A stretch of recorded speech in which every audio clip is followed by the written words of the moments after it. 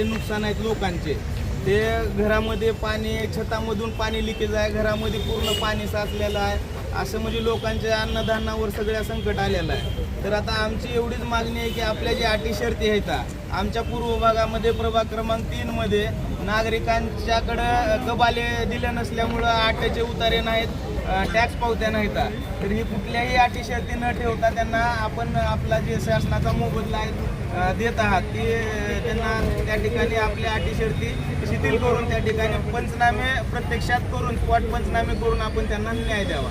कारण त्यांच्याकडे आटाचे उतारे नाहीत, कबाले नाहीत, प्रशासनाने दिले नसल्यामुळं राजूनगर, इंदिरानगर, जयभीमनगर, भुईवाडा, कुष्ठधाम यांच्या लोकांकडे कबाले नाहीत, पण आज काय त्यांचं पूर्ण घरं पाण्यामुळे उद्ध्वस्त झालेले आहेत. घरात पाणी आहे, छत लिकेज होऊन पूर्ण छत, घरामध्ये पाणी, अन्नधान्याची पूर्ण व्यवस्था बिघडलेली आहे, झोपण्याची, बसण्याची सगळी व्यवस्था बिघडलेली आहे. आपण स्वतः आपले कर्मचारी पाठवून त्या ठिकाणी स्पॉट पंचनामे करून त्यांना आठचे उतारे किंवा कबाले न मागता त्या ठिकाणी पंचनामे करून आधार कार्ड, बँक पासबुक घेऊन आपल्या जे शासनाचा न्याय असेल तो न्याय आपण मिळवून द्यावा एवढी विनंती करण्यासाठी प्रभाग क्रमांक 3च्या वतीनं आम्ही इथं या ठिकाणी आलो आहोत. कालच आम्ही मनपा आणि आमचे विभागाचे नाही तर 18 प्रभागामध्ये जे की मनपाच्या हद्दीमध्ये 18 प्रभाग आहेत, त्यांच्या जिथं गोरगरिबाच्या घरात पाणी गेलं आहे, जिथं जीवनावश्यक गोष्टीचं नुकसान झालं आहे, जिथं काही आतरून पांघरून दिसले, त्याचे सगळ्याचे पंचनामे आपण काल सुरू केलेले आहेत. आज आणि उद्या सगळे पंचनामे होतील. त्यांना रितसर आपल्याला मदत करण्यासाठी आपण तात्काळ शासन इथं सजग आहे आणि त्यांच्या दुःखात आम्ही सहभागी आहोत.